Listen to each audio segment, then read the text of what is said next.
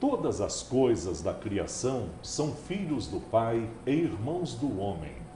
Deus quer que ajudemos aos animais se necessitam de ajuda. Toda criatura em desgraça tem o mesmo direito de ser protegida. Esta frase é de São Francisco de Assis. Quando falamos em animais de estimação, nos vem à mente os mais variados tipos de bichos. Mas devemos também nos lembrar daqueles denominados animais de produção, que são importantes elos de amizade e apoio quando estamos sozinhos.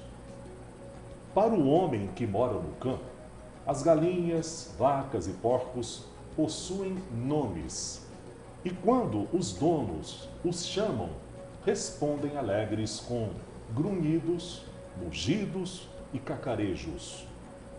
Assim, somos responsáveis em cuidar de tudo que trazemos para nossas vidas.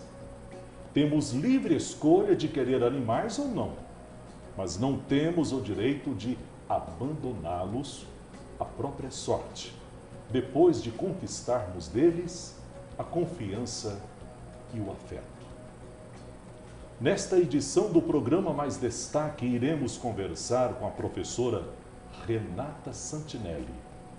Professora Renata é formada em Direito pela Unifenas, mestre em Bioética pelo Centro Universitário São Camilo e doutoranda em Saúde Pública pela USP. É filha de Sebastião Roberto Santinelli e Marisa Aparecida Santinelli. O assunto de hoje é filantropia e trabalho voluntário, um tema bastante discutido e abordado na atualidade. Estamos felizes de estar conosco no programa Mais Destaque, professora. Seus ensinamentos nos auxiliam e contribuem para entendermos melhor a natureza humana. É um prazer estar aqui, né? E eu fico muito feliz em poder falar um pouquinho, né, a respeito do trabalho humanitário, do trabalho voluntário e desta relação, né, do trabalho humanitário ajudando também os animais. Perfeito, professora. Como nasceu o interesse pela causa do bem-estar animal, professora? Então, esse interesse ele nasceu com o meu nascimento, porque Sim. eu sempre, desde muito pequenininha, eu sempre gostei muito de bicho, sempre tive animais em casa e com o tempo, com a maturidade, a gente vai percebendo a situação dos animais, né, aqueles ditos abandonados. E a gente vai percebendo que é importante fazer algo por eles também. Que bom, que ótimo. Como é a situação, professor, dos animais que estão abandonados e que vivem nas ruas? Então, a situação é bastante caótica. Como não existe controle populacional, existe uma reprodução, né, indiscriminada. Geralmente, esses animais eles nasceram em lares, então a cada 10 cães que a gente vê na rua, 8 nasceram dentro de uma casa. E na rua eles estão sujeitos a todo tipo de sofrimento, né? O medo, o maltrato, o atropelamento, eles podem adoecer e também ser vetores de doença. Além disso, a gente tem uma figura que é bastante preocupante, Sim. que não é o cão abandonado, mas é o cão que tem dono e vive na rua. E esse cão, ele está sujeito aos mesmos riscos, né, do cão que não tem dono. E isso também é um problema a ser discutido dentro da causa animal, porque existe uma responsabilidade, né, do tutor em zelar pela segurança daquele cãozinho, daquele gatinho, e ele não pode deixá-lo na rua. Professor, mas existe algum órgão público, alguma secretaria que para orientar esses donos desses animais que ficam na rua? Então, na verdade, compete ao poder público o controle populacional e controle de zoonoses. Né? Então, o interessante é que o poder público comece a se mobilizar a respeito do controle populacional, que seriam os programas de castrações, né, para evitar essas crias e essas ninhadas indesejadas. E com isso, a regulação desse trabalho ela é feita sempre pelos Centros de Controle de Zoonoses, que estão ligados à Vigilância Sanitária e às Secretarias de Saúde. Certo. Ô, professora, em sua opinião, que atitude deveria ser tomada para que tenha início um processo de mudança, para que comece a resolver a situação de tantos animais que recebem maus tratos e depois são abandonados por seus donos? Então, são ações de curto, médio e longo prazo. Né? A curto prazo, o que seria interessante é a criação realmente dos programas de castração, né, gratuito, então eficazes, criadas pelo poder público, andando junto, né, concomitantemente, os programas de educação da população a respeito da guarda responsável. Porque às vezes a pessoa pensa que é simplesmente pegar o animal, colocar no fundo da horta e deixar ele ali. Não, não é isso, né? O animal ele precisa de vacinação anual, ele precisa de vermifugação a cada 4 meses, ele precisa de ter água fresca e limpa todos os dias, de ter um ambiente limpo para ele viver, de ter uma alimentação adequada, de qualidade, né? Para que ele tenha um bom desenvolvimento, seja saudável e atendimento veterinário diante das suas necessidades. Além disso, outras ações podem ser realizadas, né, pelo poder público, como o controle de maus tratos, que seria não somente a educação da população, que o animal ele não deve ser maltratado, então de forma alguma a gente pode ensinar as nossas crianças que se chuta um cachorro, que se chuta um gatinho, né? Muito pelo contrário, ensinar que eles nós vivemos num mundo biocêntrico em que a vida ela está em harmonia, né? Então nós vivemos em harmonia com os animais, com os seres vivos, e com isso a gente tem que ter respeito por eles. A pessoa não precisa ter um animal em casa, ela não precisa necessariamente gostar, mas ela precisa respeitar este animal. E com isso, sanções, né? Então o Poder Judiciário também atuando para que essas sanções aconteçam, para que essas pessoas que maltratam animais, elas sejam responsabilizadas. Hoje em dia, professora, é somente o poder público, ele só fornece a vacina antirrábica, digamos assim, um tratamento de verminose, oferece também ou isso aí é por conta do proprietário, do dono do animal? Então, quando o animal tem dono, é responsabilidade do proprietário. Ele é tutor. Então a gente tem que pensar assim, o poder público, ele não obriga ninguém a ter animal em casa. Certo. A partir do momento que a gente tem, é responsabilidade nossa zelar por eles. Porque eles não podem fazer sozinhos, eles precisam da ajuda humana, né, para eles poderem ficarem saudáveis, para eles poderem ter uma vida plena. Agora, ao poder público, no caso de ter canis públicos, de ter centros de controle de zoonose, a responsabilidade é sim do poder público, de mantê-los nesses locais, castrados, vacinados, vermifugados e disponíveis para adoção, para que eles encontrem um lar. Por quê? Porque o confinamento, ele não resolve o problema, não adianta nada. Às vezes a gente pensa que ter um abrigo, ter um canil vai resolver. Não vai resolver, porque quanto mais você coloca lá no confinamento, mais animais vão aparecer nas ruas. Então o ideal seria isso, o controle populacional, aqueles animais que há necessidade de confinamento, que faça o confinamento para que ele encontre um lar futuro, e o proprietário, o tutor, fazendo o seu papel, que é cuidando efetivamente deste animal. Tá certo. Hoje nós estamos conversando com a professora Renata Santinelli. Nós vamos para um pequeno intervalo, daqui a pouco a gente volta. E nós estamos de volta com o programa Mais Destaque. Hoje, a nossa convidada, a professora Renata Santinelli. Professora, qual o papel que as ONGs desenvolvem dentro do trabalho filantrópico animal? Então, como a própria pergunta diz, é um trabalho filantrópico, é um trabalho voluntário, né? As ONGs, as associações, elas têm um papel fundamental, sim, né, de auxiliar ao poder público a dirimir essas questões. Então, na verdade, a função não é só dela, Existem duas formas de você atuar dentro das ONGs e das associações, né? Sim. Uma forma mais voltada para a educação e conscientização da população, né? Com programas de castração, com trabalhos em escolas, projetos desenvolvidos nas praças públicas. E a outra são as ONGs que a gente chama de ONGs abrigacionais, né? Que têm abrigos. Sim. E esses abrigos, eles servem para que esse animal venha de uma situação de debilidade e que ele possa ser recuperado e depois, né, a função dessas ONGs é encontrar lares responsáveis para eles. Professora, mas como surgiu a ONG Anjos de Patas e onde a senhora atua como presidente?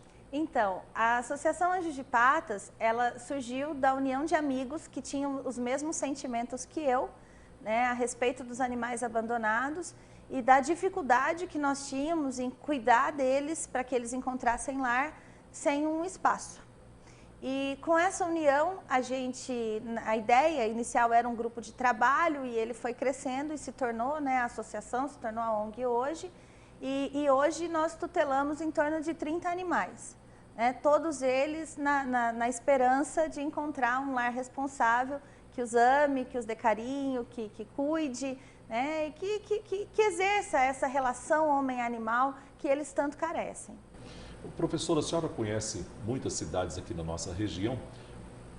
Na sua opinião, Alfenas tem muito animais abandonados? Sim, né, a situação de Alfenas é uma situação bastante assustadora, justamente pela falta de um programa público de castrações. Então, a gente não tem um controle populacional. Então, há necessidade de que a gente crie esse programa, né, de que os órgãos públicos se mobilizem neste sentido, de olhar muito mais por esse lado do que pelo lado apenas do confinamento.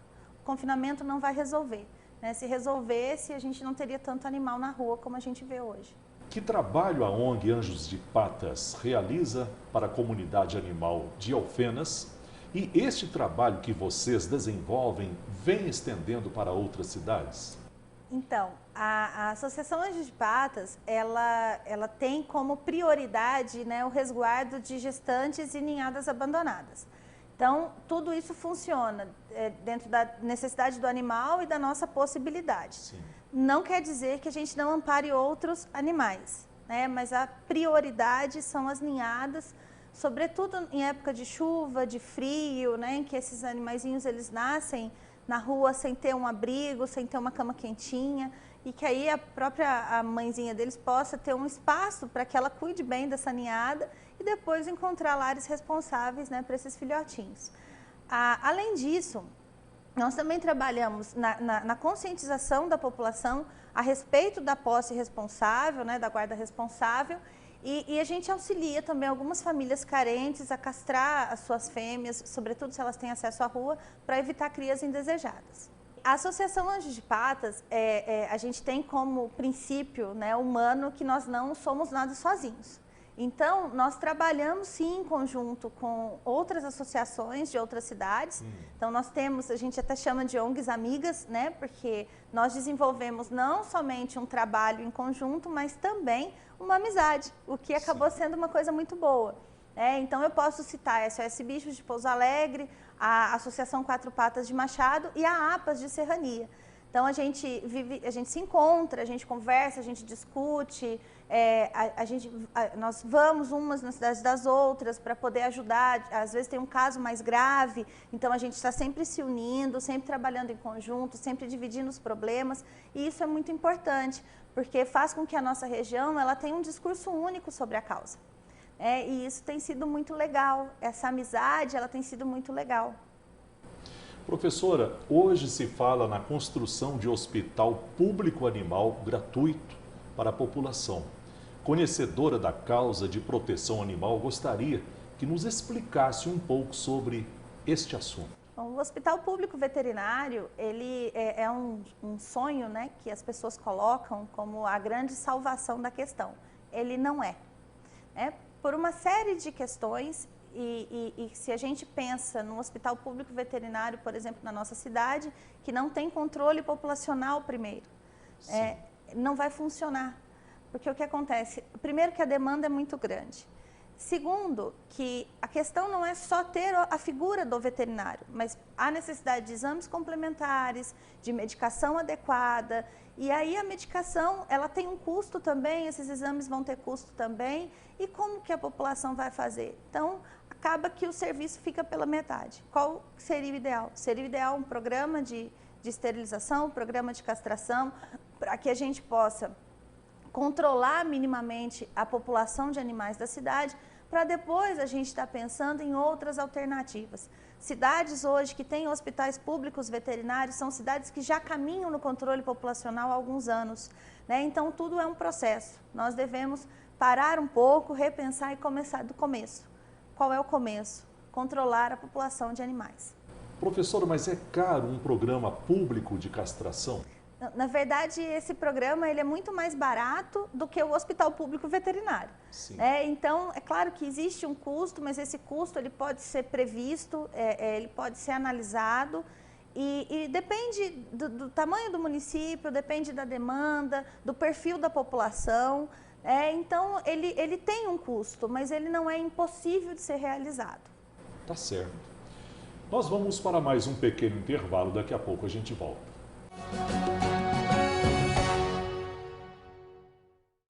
Nós estamos de volta com o programa Mais Destaque. Hoje, nossa convidada, a professora Renata Santinelli. Professora, que dificuldades vocês enfrentam para manter a ONG Anjos de Patas? Como vocês fazem para manter a ONG? Então, é interessante quando a gente fala, né, sobre a ONG. As pessoas escutam a palavra ONG e acham que são rios de dinheiro. Sim. Né? Nós somos uma ONG real. Então, o que são ONGs reais? São pessoas comuns da sociedade que trabalham, têm sua família, seus filhos, né, sua vida pessoal e que resolvem dedicar um pouco do seu tempo a cuidar, né, de uma causa. E com isso, né, essas ONGs reais, elas não têm incentivos públicos, elas não ganham dinheiro do governo para existir. Elas dependem única e exclusivamente da própria sociedade, né? A gente até fala entre nós ali que se não fosse a sociedade, sobretudo, né, aqui, que é onde a gente vive, se não fosse a sociedade alfenense, a gente não tinha como continuar o trabalho. Então, nós vivemos basicamente de doações. E essas doações, elas podem acontecer de formas diversas. Não somente a doação em dinheiro, né? Existem coisas que é inevitável o dinheiro, que a gente precisa pagar aluguel, conta de água, conta de luz, despesa veterinária, mas a doação de um saco de ração, a doação de roupas para o bazar, né? Que são outras atividades que nós temos para que esse fluxo de caixa ele aconteça e a gente possa ajudar cada vez mais os animais. Então, a gente tem um bazar que ele acontece a cada 15 dias, ele é itinerante, então ele roda os bairros da cidade.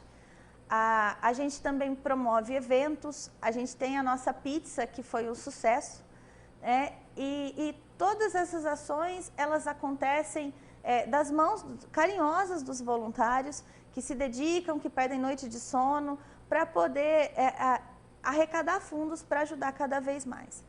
Então, é importante a gente frisar isso, é muito trabalho. Não é tão simples assim, não é simplesmente pegar o cãozinho no colo, passar a mão e falar que bonitinho. É uma ação diária de limpar, de cuidar, de preocupar com o banho, de preocupar com a alimentação deles, com a medicação correta, né? Então, se não fosse isso, não tinha razão também da associação existir. É a presença amiga e carinhosa dessas pessoas que dedicam aí 1 hora da sua semana, todos os dias, 1 hora do seu mês, para estar ao nosso lado lá, ajudando a cuidar deles das diversas formas possíveis. Professora, só para complementar, tem muitas pessoas que às vezes têm roupas assim em casa e querem entrar em contato para poder fazer a doação para a ONG, né? Que vocês já fazem o bazar. Como que faz para a pessoa entrar em contato? Então, o nosso contato principal é o Facebook. Sim. Né? Então, a pessoa ela pode mandar um recadinho no Facebook que ela tem roupas para o bazar, e passa o endereço, a gente busca na casa. Qualquer tipo de roupa? Qualquer tipo de roupa. Jovem, criança. Sim, para o bazar, não somente roupa, mas sapato, bolsa, bijuteria, utensílio de cozinha que não usa mais, prato, garfo. Entendeu? Então a Vende gente tudo vende tudo, né? A gente até fala que até peça de avião a gente pega. Certo. É justamente que o nosso bazar ele é a grande fonte de renda para comprar ração. Então é importante, a gente tem animais que comem rações terapêuticas que custam muito caro. Sim. E a gente não pode deixar de dar essas rações para eles. E é do bazar que a gente tira o dinheirinho para poder comprar essa ração. Tá ótimo.